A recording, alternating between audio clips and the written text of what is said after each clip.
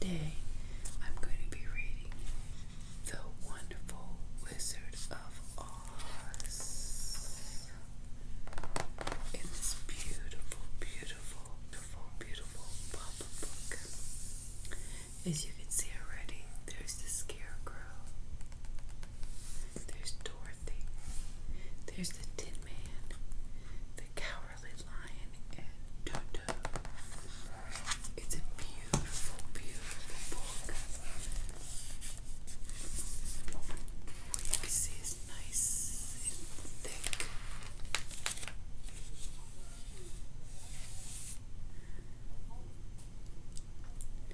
With pop-up.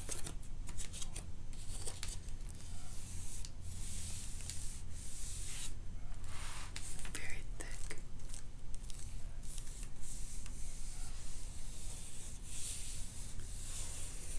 It's going to be very hard to adjust the camera, but please bear with me. So, are you guys ready? Sit down, relax, and join me. Look at here. I'll show you some of the harder ones. Here is the tornado.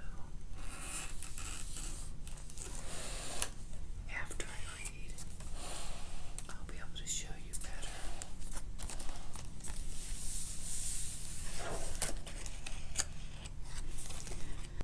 Dorothy lived in the midst of the great Kansas berries with her Uncle Henry, who was a farmer, and her Aunt Em, who was a farmer's wife. Dorothy.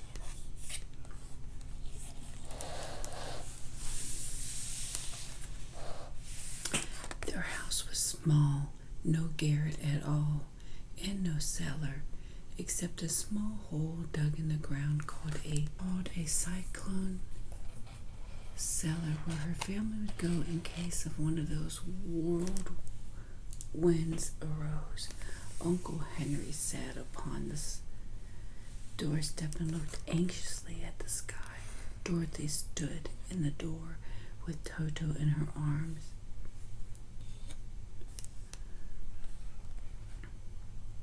Aunt Em was washing dishes. Suddenly, Henry stood up. "There's a cyclone coming," he called.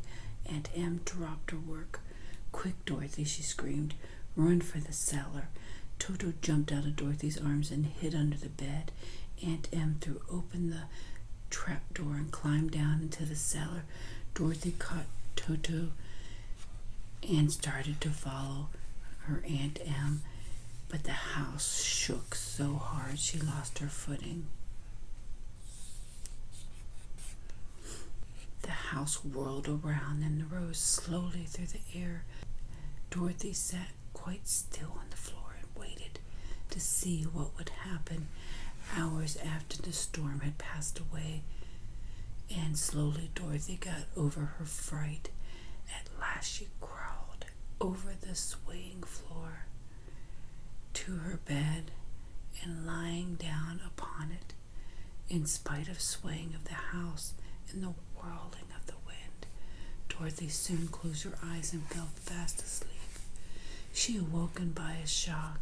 The house was not moving, nor was it dark, for bright sunshine had come through the window. She sprang from her bed with Toto at her heels and ran to open the door.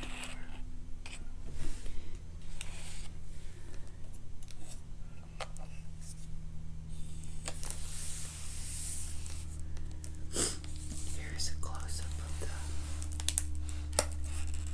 tornado.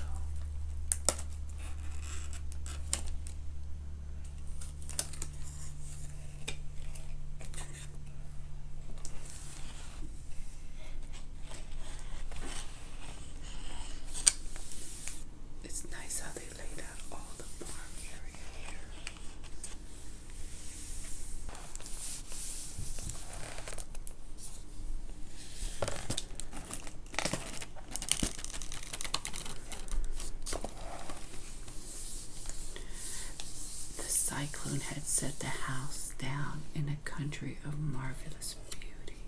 While Dorothy stood looking eagerly at the strange and beautiful sights, she noticed coming towards her a group of the strangest people she had ever seen. They were not big, as they were grown folk she had always been used to, but neither were they very small.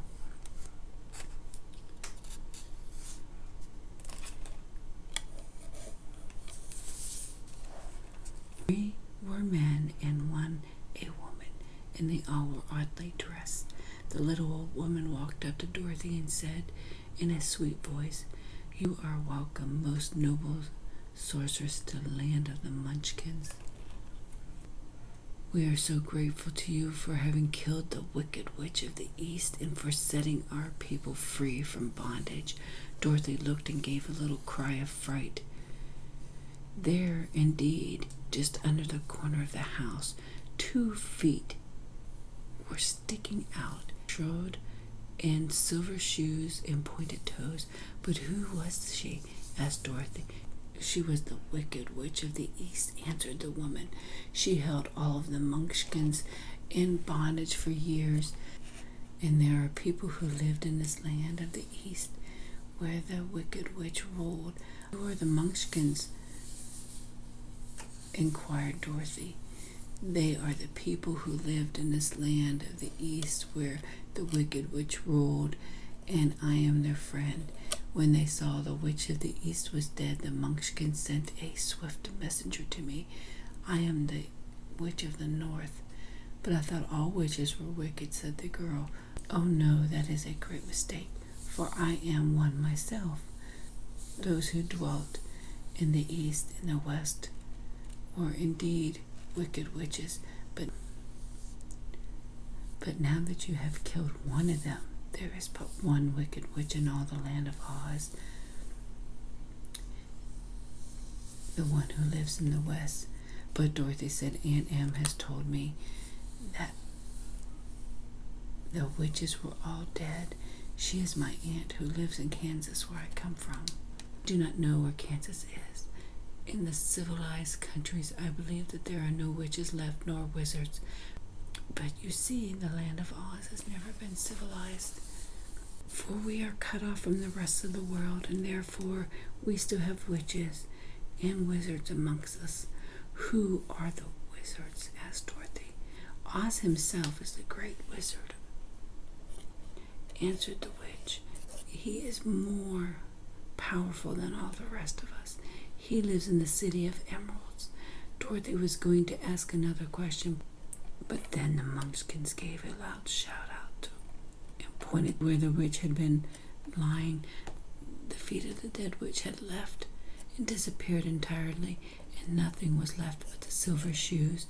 "She was old," explained the witch of the North, and that she had dried up quickly in the sun, but the silver shoes are yours, and they come, and there is some charm connected with them. I am anxious to get back to my aunt and uncle, for I am sure they will worry about me. Can you help me find my way?"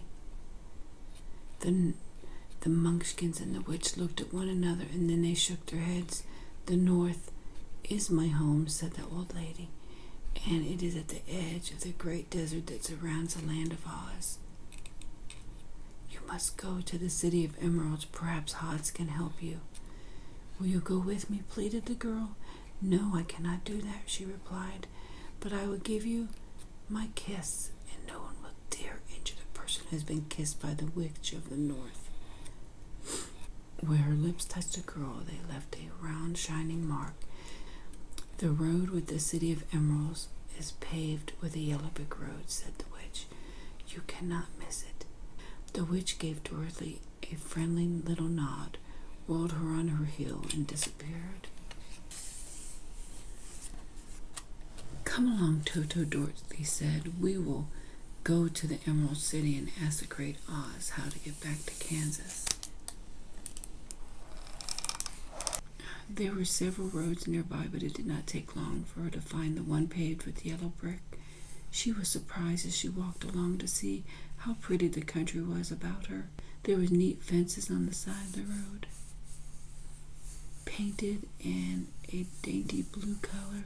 The houses were odd-looking dwellings, for each was round with big dome for a roof, and all were painted blue. In this country of the East, blue was the favorite color.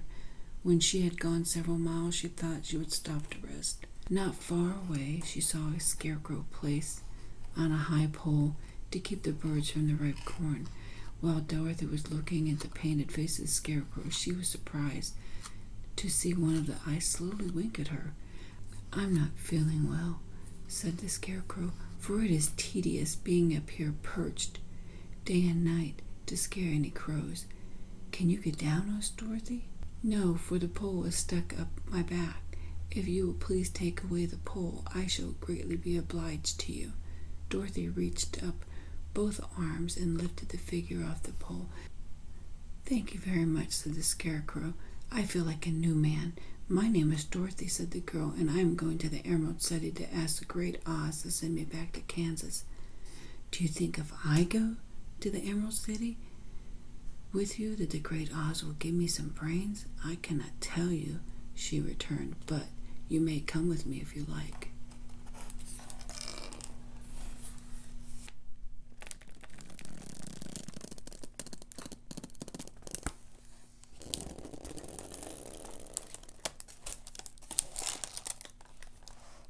Towards the evening, they came to a forest that was almost dark, but the travelers did not stop. They went on into the forest. Soon after, the scarecrow stopped. "I see a little cottage right in front of us," he said. "Shall we go there?" "Yes, indeed," answered the child. "I am tired out." And when Dorothy awoke, they left the cottage and walked through the trees until they found a spring of water, and Dorothy drank. And when she finished and was about to go back to the yellow brick road, she was startled by a deep groan nearby. One of the trees had been partly chopped through, and standing beside it was a man entirely of tin. He stood perfectly motionless, as if he could not stir at all. "What can I do for you?" she inquired softly. "Get an oil can and oil my joints," he answered. Dorothy found an oil can and oiled them, and the Tin Woodman gave a sigh of satisfaction and lowered an axe. "I might have stood there always if you had not come along," he said. "How did you happen to be here?" "We are on our way to the Emerald City to see the Great Oz," she answered. "I want him to send me back to Kansas, and the scarecrow wants him to put a few brains into his head," she replied. The Tin Woodman appeared to think deeply for a moment. "Do you think Oz could give me a heart?" "Why, I guess so," Dorothy answered. "It would be as easy as to give the scarecrow brains." "I shall take the heart," returned the Tin Woodman. "No one can love who has not a heart, so I am resolved to go ask Oz to give me one."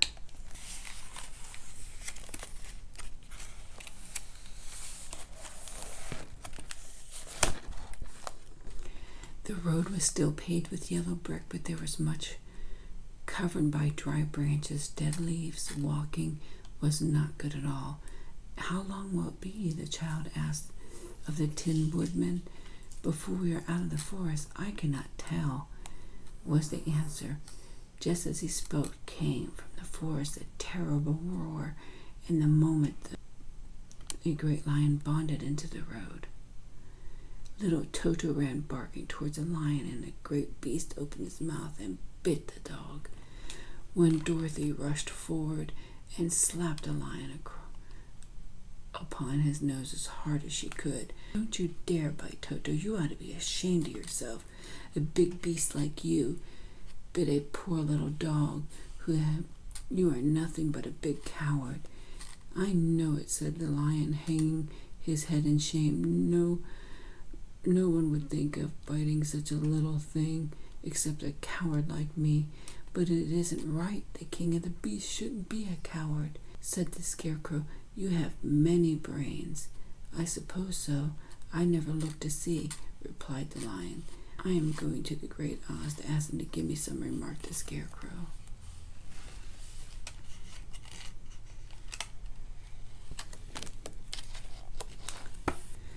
And if you don't mind, I will go with you, said the Lion, for life is simply unbearable without a bit of courage. Along listening to the singing of the birds and looking at the flowers, which now have become so thick that the ground was carpeted with them. They were great clusters of scarlet poppies, which were so brilliant in color they were almost dazzled. Now come upon more and more of the big scarlets and poppies soon found themselves in the midst of a great meadow of poppies.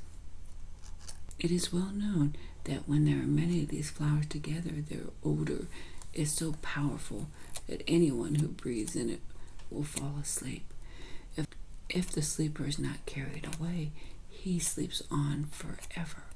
But Dorothy did not know this, so presently her eyes grew heavy, and she felt like she must sit down to rest and sleep. Her eyes closed in spite of herself, and she fell fast asleep. What shall we do? asked the Tin Woodman. If we leave her, she will die, said the Lion. I myself can scarcely keep my eyes open, and a dog is already asleep. But the Scarecrow and the Tin Woodman, not being made of flesh, were not troubled by the scent of the flowers. Run fast, said the Scarecrow to the Lion. If you fall asleep, you are too big to be carried.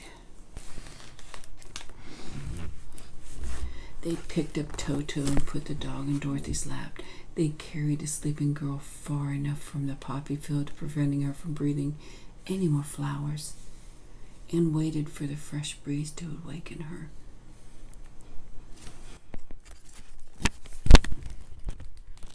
Dorothy awoke from a long sleep and opened her eyes. She was greatly astonished to find herself lying upon grass. We must journey until we find the Yellow Brick Road again. Then we can keep on to the Emerald City, she said.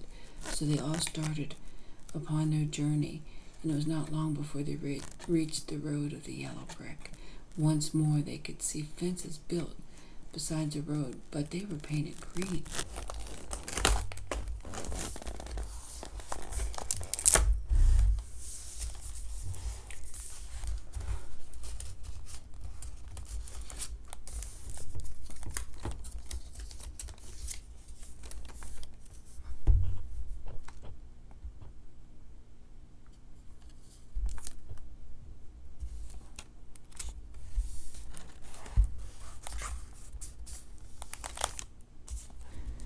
This must be the land of Oz, said Dorothy, and we are surely getting near the Emerald City. In front of them was a big gate. They all passed through, and before them stood a man clothed in all green. What do you wish in the Emerald City? He asked. We come here to see the Great Oz, said Dorothy. It has been many years since anyone has asked to see the Oz, he said, shaking his head. It is not a foolish errand, replied the Scarecrow. We have been told that Oz is a great wizard. So he is, said the man. I am guardian to the gates, and since you have demanded to see the Great Oz, I must take you to his palace. The guardian of the gates led them through the streets until they came upon the palace of Oz. First they came to a great hall. As Dorothy entered, the bell rang. She opened the door a little bit and found herself in a wonderful place.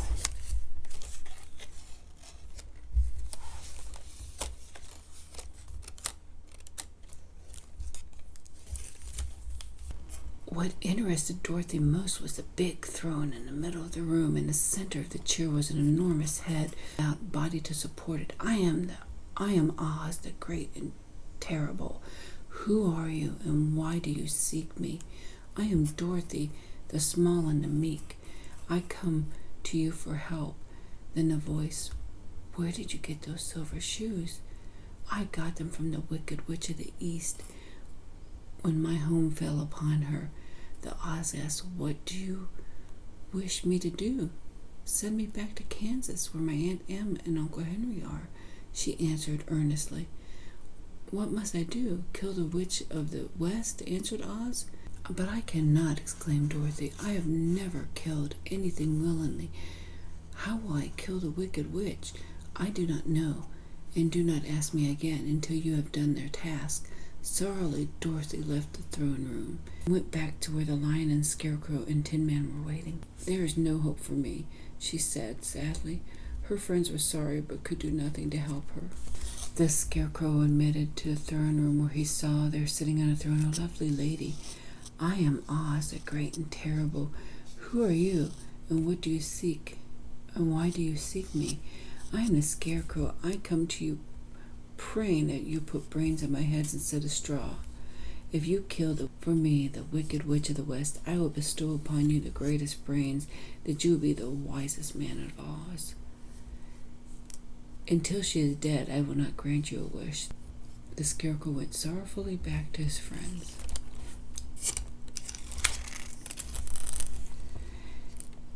When the Tin Woodman entered the great throne room, Oz had taken shape of a great beast. I am Oz, the great and terrible, spake the beast, in a voice that was one great roar. Who are you, and what do you seek? I am the woodsman. I am made of tin. I pray that you will give me a heart, that I may be as other men are. Help Dorothy to kill the wicked witch of the West, replied the beast. So the Tin Man was forced to return to his friends. The Lion at once passes through the door and saw that before the throne was a great ball of fire, so fierce and glowing he could scarcely bear to gaze upon it. Then in a low, quiet voice from the ball of fire, I am Oz, the great and terrible. Who are you, and why do you seek me? And the Lion answered, I am the cowardly Lion, afraid of everything, and I come to you to beg that you give me courage. Bring me proof that the wicked witch is dead, and at that moment I will give you courage. The Lion was glad to find that his friends were waiting for him. What shall I do? Asked Dorothy. There is only one thing we can do, returned the Lion, and that is to seek the wicked witch and destroy her. I suppose we must try, but I am sure I do not want to kill anybody, even to see my Aunt Em again. Therefore it was decided to start upon their journey the next morning.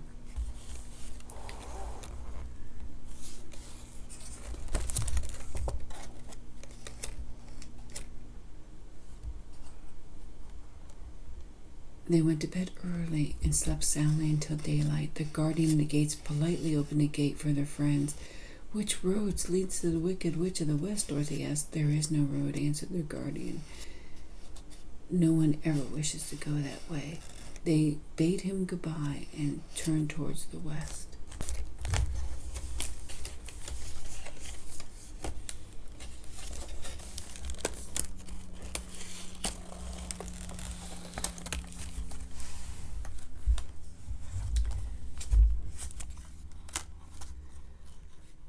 Now the wicked witch had but one eye, yet it was powerful as a telescope and could see everything. She saw Dorothy with her friends all about her. They were a long distance off, but the wicked witch was angry to find them in her country. There was in her cupboard a gold cap. Whoever owned it would call upon the winged monkeys, and who would obey any order given. So the wicked witch took the golden cap and placed it upon her head, and the charm began to work. The sky darkened. There was a rushing of many wings. The sun came out of the dark sky and showed the wicked witch surrounded by a crowd of monkeys. Destroy them all, said the wicked witch. The winged monkeys flew away to the place where Dorothy and her friends were walking. Some of the monkeys seized the Tin Woodman, who fell a great distance into the rocks, where he would lie battered and dented. The monkeys caught the Scarecrow and pulled all of the straw out of his clothes and head. The remaining monkeys threw pieces of rope around the Lion until he was unable to struggle in any way. They lifted him up and flew away to the witch's castle. But Dorothy, they did not harm at all. The leader flew up to her, but he saw the mark of the good witch upon her forehead. Carefully and gently they lifted Dorothy and carried her swiftly until they came to the castle. The Wicked Witch was worried when she saw the mark on Dorothy's forehead. She looked down at Dorothy's feet. Seeing the silver shoes, she began to tremble with fear, for she knew that the powerful charm belonged to them. The Wicked Witch thought, I can still make her my slave, for she does not know how to use her power. And then she said to Dorothy, come with me and see that you mind everything I tell you, for if you do not, it will make an end of you, as it did the Tin Woodman and the Scarecrow. Dorothy followed her until they came to the kitchen, where the witch bade her to clean her pots and kettles and sweep the floors and keep the fire fed with wood. Dorothy tried to plan some way to escape, but could not find no way to get out of the castle, for it is constantly guarded by the yellow Winkles, who were slaves of the Wicked Witch. Now the Wicked Witch had the greatest longing to have those silver shoes. They would give her more power. But the child never took them off except when she took a bath. The witch was too much afraid of water, so she never came near Dorothy when she was bathing. But the wicked creature was cunning. She placed a bar of iron in the middle of the floor and then made the iron invisible. Dorothy tumbled over the bar, and then one of the shoes came off. The witch snatched it away. The little girl grew angry and said to the witch, "Give me back my shoe." "I shall keep it," said the witch, laughing at her, "and someday I shall get the other one from you too." This made Dorothy so angry she picked up the bucket of water that stood near her and dashed it over the witch. Instantly the witch woman gave a loud cry of fear. "See what you have done," she screamed. "In a minute I shall melt away." "I'm very sorry indeed," said Dorothy, who was frightened to see the witch melting away like brown sugar before her eyes. The witch fell down in a brown, melted, shapeless mass and began to spread all over the kitchen floor. Dorothy drew another bucket of water and threw it over the mess and swept all of it out the door. The Cowardly Lion was much pleased to hear that the Wicked Witch had melted away, and Dorothy at once unlocked the gate of his prison and set him free. There was a great rejoicing amongst the Yellow Winkies, for they had been made to work hard for the Wicked Witch, who had treated them with great cruelty. "If our friends, the Scarecrow and the Tin Woodman, would only be with us," the Lion said. "Don't you suppose we could rescue them?" asked the girl anxiously. They called the Yellow Winkies and asked them if they could help rescue their friend. The Winkies said they would do all they could in their power for Dorothy, who set them free. They traveled that day until they came upon the rocky plain where the Tin Woodman lay, and carried him back to the Yellow Castle, where they set to work hammering, twisting, bending, soldering, and polishing him until he was as well as ever. "If only the Scarecrow is with us again," said the Tin Woodman. "We must find him," said the girl. She called the Winkies, and they walked all day until they came upon the Scarecrow's clothes. Dorothy picked them up and had the Winkies carry them back to the castles, where they were stuffed with clean straw, and behold, there was the Scarecrow as good as ever. Now that they were all reunited, Dorothy and her friends spent a few happy days at the Yellow Castle, but one day the girl thought of Aunt Em and said, "We must go back to Oz and claim his promise." This they decided to do. They all started to the Emerald City, and the Winkies gave them 3 cheers and many good wishes to carry with them. There's no road and not even a pathway between the castle of the Wicked Witch and the Emerald City. The witch had sent the winged monkeys to bring them there. It was much harder to find their way back through the fields of the buttercups and daisies. They knew, of course, they must go straight east towards the rising sun, and started off right away. The 4 travelers walked up to the great gate of the Emerald City, where the people heard they had melted the Wicked Witch of the West, and they all gathered around and followed the travelers to the place of Oz. They thought the great wizard would send them at once, but he did not. The waiting was tiresome and wearing. Promptly at 9 o'clock in the morning, they all went into the throne room of the great Oz. Presently they heard a voice, and it said solemnly, "I am Oz, the great and the terrible. Why do you seek me? We have come to claim our promise, O Oz." "What promise?" asked Oz. "You promised to send me back to Kansas when the Wicked Witch was destroyed," said the girl. "Is the Wicked Witch really destroyed?" asked the voice, and Dorothy thought it trembled a little. "Yes," she answered. "Dear me," said the voice. "How sudden. Well, come to me tomorrow, for I must have time to think it over." "You've had plenty of time already," said the Tin Woodsman angrily. "You must keep your promises to us," exclaimed Dorothy.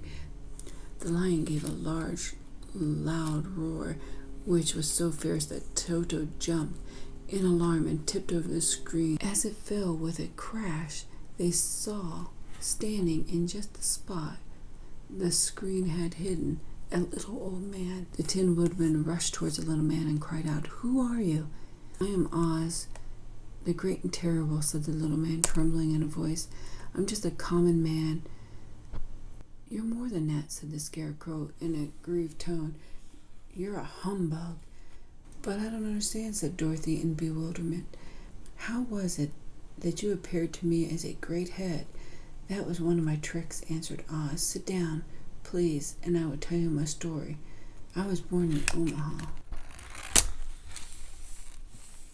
"Why, that isn't far from Kansas," Dorothy cried. "I became a balloonist who goes up in balloons on circus days, and one day I went up in a balloon and the ropes got twisted so that I couldn't come down.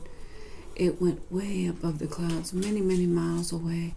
I awoke and found the balloon floating over a beautiful country in the midst of these strange people who thought I was a great wizard.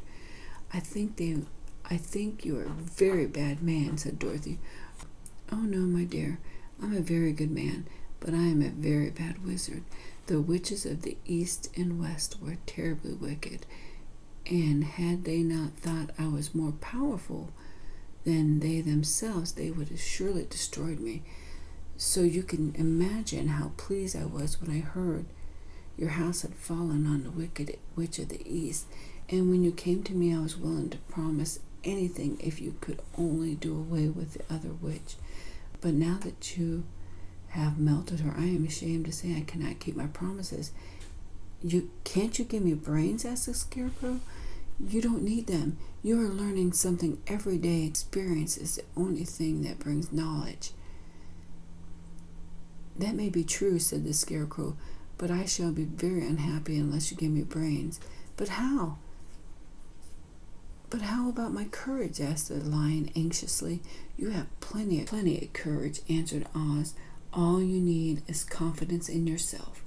"Perhaps I have, but I am scared just the same," said the lion. "I shall be very unhappy unless you give me the sort of courage that makes one forget he is afraid." "How about my heart?" asked the Tin Woodman. "Why, as for that," answered Oz, "I think you are wrong to want a heart. It makes people unhappy." "That must be a matter of opinion," said the Tin Woodman. "For my part, I will bear all the unhappiness without a murmur, if you will give me a heart." "And now," asked Dorothy, "how am I going to get back to Kansas?" "Very well," answered Oz meekly. "Come back tomorrow." The next morning the Scarecrow went and found a little man sitting in the window. "I have come for my brains," remarked the Scarecrow, a little uneasy. "You are quite welcome to take off my head, as long as it would be a better one when you put it back on." So the Oz unfastened his head and emptied out the straw. Then he took a great measure of bran and filled the Scarecrow's head, and then he fastened the Scarecrow's head on his body again and said to him, "Hereafter you will be a new man, for I have given you a lot of brand new brains." The Woodman entered and said, "I come for my heart." So the wizard cut a small hole in the left side of the Tin Woodman's breast. Then, going to a chest of drawers, he took out a pretty heart he made entirely of silk and stuffed it with sawdust, and put the heart in a woodman's breast and replaced the tennis square. "There," he said, "now you have a heart that any man would be proud of." The lion now walked up to the throne room and knocked at the door. "I have come for my courage." "Very well," answered the little man. He went to the cupboard and took down a green bottle, in the contents of which he poured into a dish. "Drink." "What is this?" asked the lion. "Well," answered Oz, "if it were inside of you, it would be called courage. Courage is always inside one. So that this really cannot be called courage until you have swallowed it." The lion drank it till it was empty. "How do you feel now?" "Full of courage," replied the lion, who went joyfully back to his friends to tell them of his good fortune. Thus each of the little party was satisfied except Dorothy, who longed more than ever to go back to Kansas.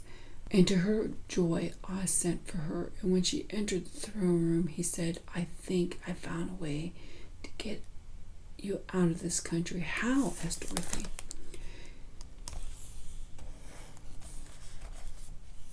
"It's a balloon." It took 3 days to sew it together with a big bag of green silk, more than 20 feet long. Oz ordered the balloon to be carried out in front of the palace. The Tin Woodman had chopped a big pile of wood.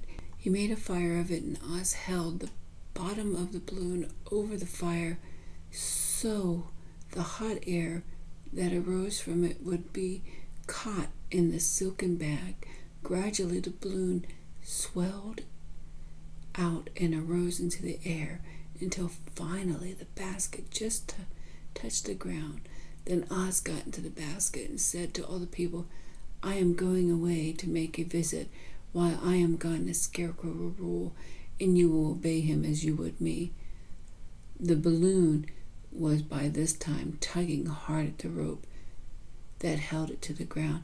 "Come, Dorothy," cried the Wizard. "Hurry up, or the balloon will fly away." "I cannot find Toto anywhere," replied Dorothy. Toto had run into the crowd. Dorothy at last found him and ran to the balloon. Oz was holding out his hand to help her into the basket. Then, crack, when the rope and the balloon rose into the air without her. "Come back!" she screamed. "I can't come back, my dear," called Oz. "Goodbye." And that was the last any of them ever saw of Oz. Dorothy wept bitterly at the passing of her hope to get back home to Kansas again. "I don't want to live here," cried Dorothy.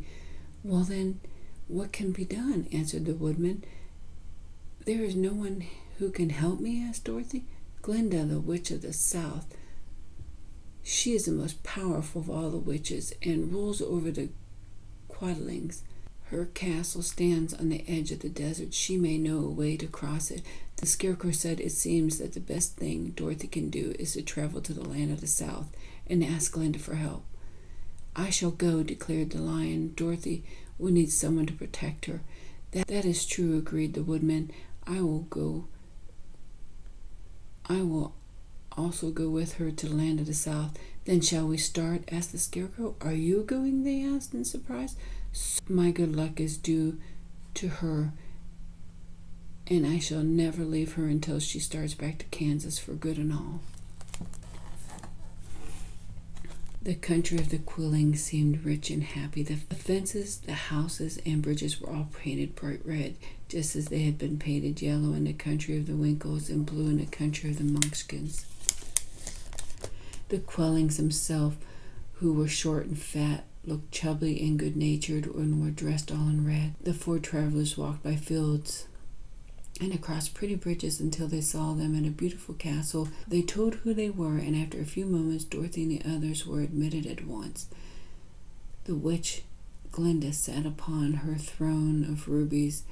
Her hair was a rich red color, and her dress was pure white. "What can I do for you, my child?" she asked. Dorothy told the witch all her story, and how the cyclone had brought her to the land of Oz, and how she had found her companions, and of the wonderful adventures she had met with them. "My greatest wish now," she added, "is to go back to Kansas." Glenda leaned forward. "Bless your dear heart," she said. Your silver shoes will carry you all over the desert. All you have to do is knock the heels together 3 times and command the shoes to carry you wherever you wish to go." "If that is so," said the child joyfully, "I will ask them to carry me back to Kansas at once." She threw her arms around the lion's neck and kissed him. Then she kissed the Tin Woodman, who was weeping in a way most dangerous to his joints. She hugged the soft, stuffed body of the Scarecrow and found she was crying herself at this sorrow parting from her loving companions. Dorothy took Toto up solemnly in her arms, and having said one last goodbye, she clapped the heels of her shoes together 3 times and says, "Take me home to Aunt Em." Aunt Em had just come out of the house when she looked up and saw Dorothy running towards her. "My darling child," she cried, folding the little girl in her arms. "Where in the world did you come from?" "From the land of Oz," said Dorothy. "And oh, Aunt Em, I'm glad to be home again."